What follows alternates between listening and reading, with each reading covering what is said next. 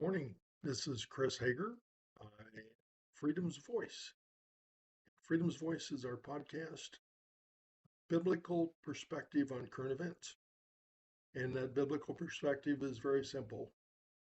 I believe the Bible is literal, it is grammatical, and it is historical.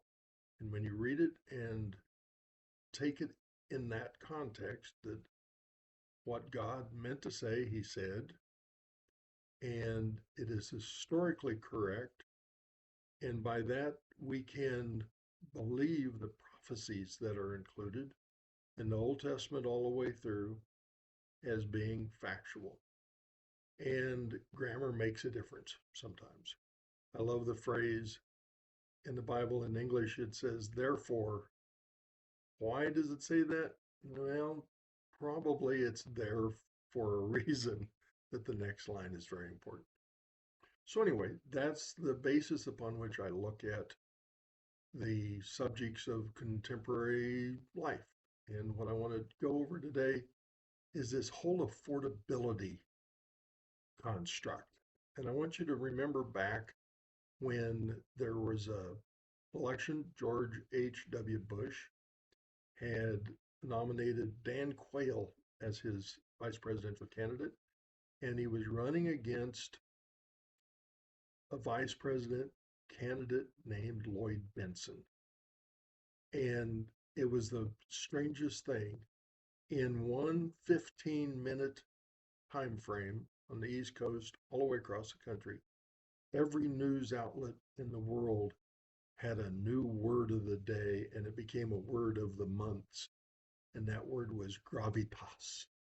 Lloyd Benson had gravitas, and Dan Quayle didn't.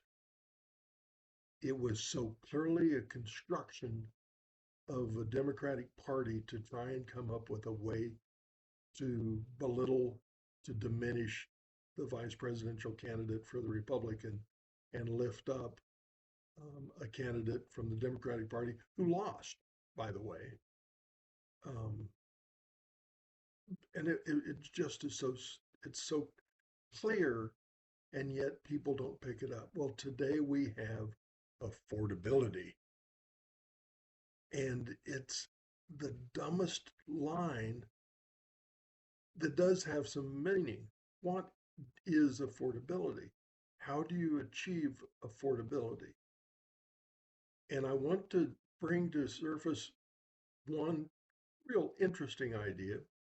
My two favorite economists ever were Dr. Walter Williams and Dr. Thomas Sowell, both brilliant minds, really incredible guys. And I'm just a dad in Florida. You could actually get their phone numbers and they would both answer the phone. I happen to have a degree in economics and finance, so I kind of can talk to them, but they were just gentlemen. They were wonderful people, and both wrote extensively about this interesting subject. Corporations do not pay income tax. The communist socialist Democrat in coming to become mayor of New York City, Donnie, talks about taxing the rich. And everybody in the Democratic Party and even most of the rhinos want to tax corporations. Corporations do not pay income tax. They are fictitious business structures. People are in the corporation, but corporations don't exist in the sense that they pay income tax. What they do in order to send checks to the federal government is overcharge for their goods and services, and underpay wages and dividends. It's that simple. Again, we'll go to Walter Williams and Thomas Sowell's web pages. You can find this argument in detail, and it's compelling.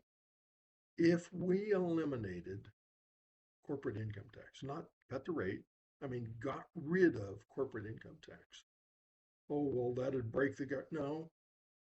In fact, actual revenue received would go up, I think, $450 billion a year, and maybe even more than that. How can that possibly be?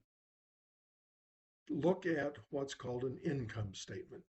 For those of you that know accounting and all, you know what I mean. An income statement starts with the first line is revenue, whether it's from sales or services. Revenue is a number, a line item. It's $1 billion, $100 million, 10,000. If you're a small business, it's whatever you've sold, whatever you built, whatever you build.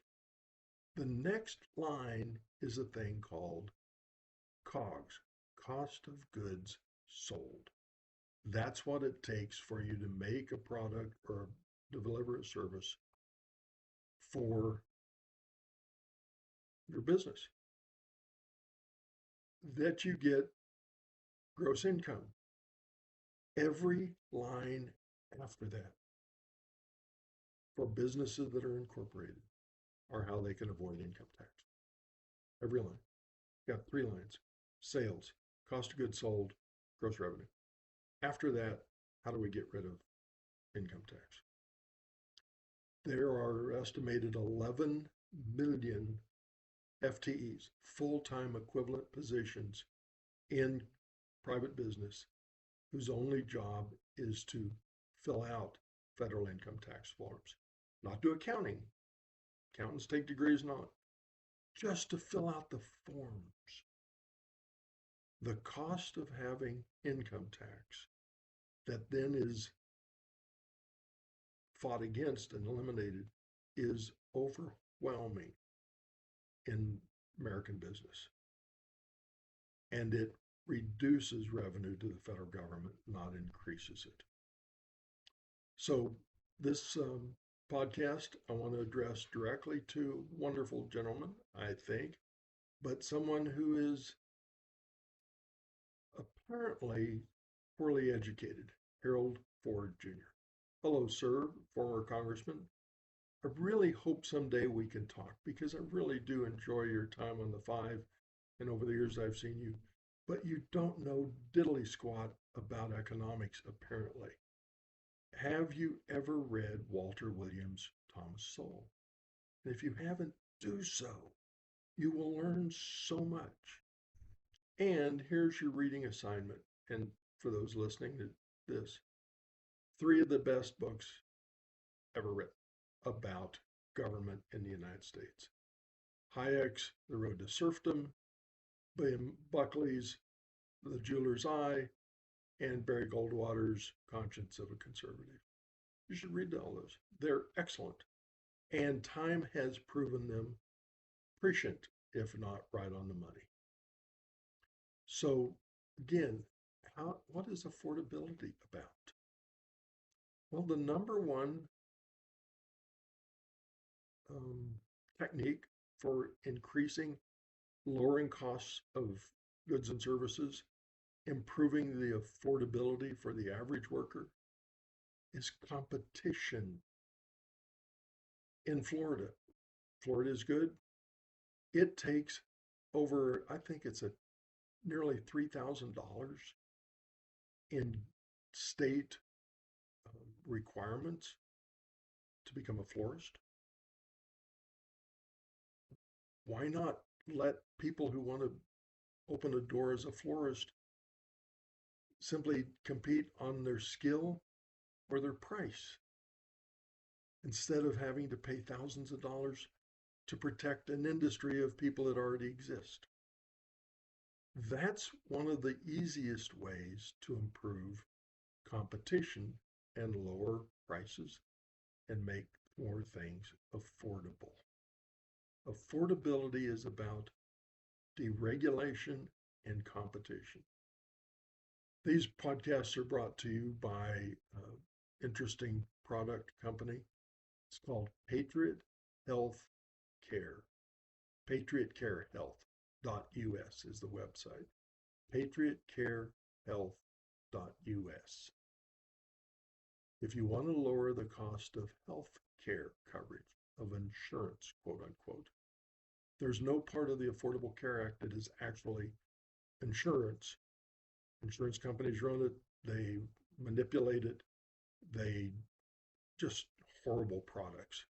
I have run over the last several years People that say, oh, I've got the Affordable Care Act, I can't afford to use it. Why is that? Oh, a $9,000 deductible. Out of pocket expenses are going to exceed $10,000. Medical cost is the leading driver for private bankruptcies, and the average bankruptcy amount is less than $5,000. People are going bankrupt by the hundreds and thousands for a health care bill that's less than $5,000. That's less than half of the deductible of Affordable Care Act. This stuff is nonsense. Doesn't matter whether you pay a premium, you can't use the coverage. Patriot Care Health incorporates medical cost sharing companies, and they're brilliant. The deductible for some companies is $1,000, maybe $1,500. It's called an initial uninsurable amount. After that, everything's paid. Yeah, there's more to it, but ours, the premium of Patriot Care Health is about 60% of what a traditional insurance company's plan is.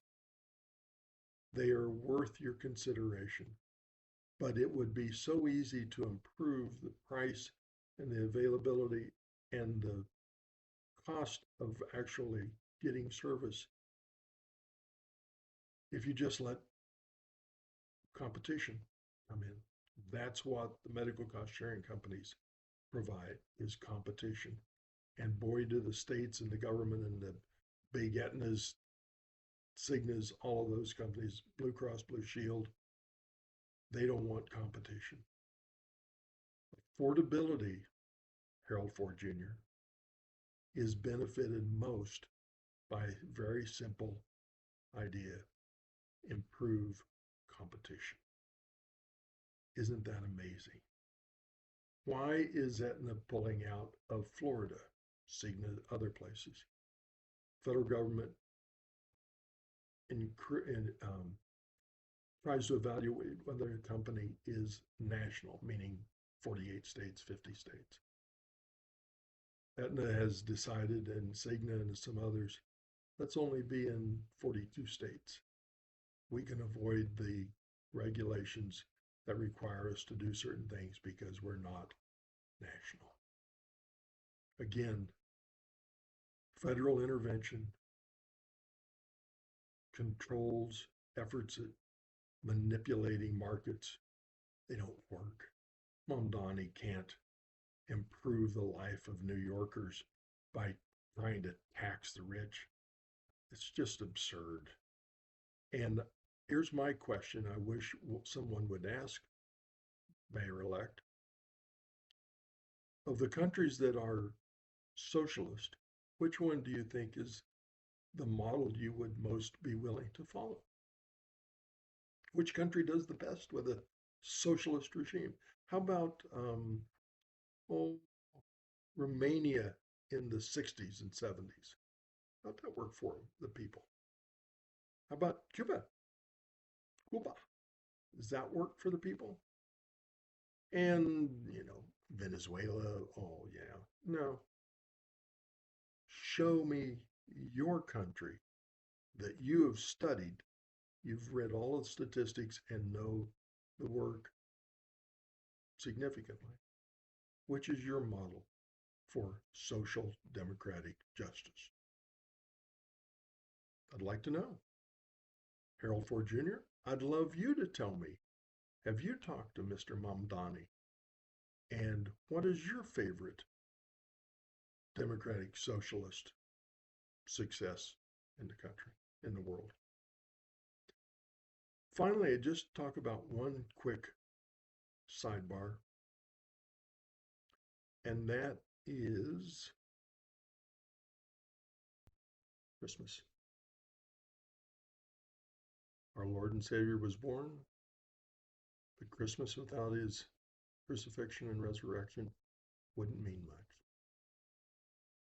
Merry Christmas to all, and to all Good night.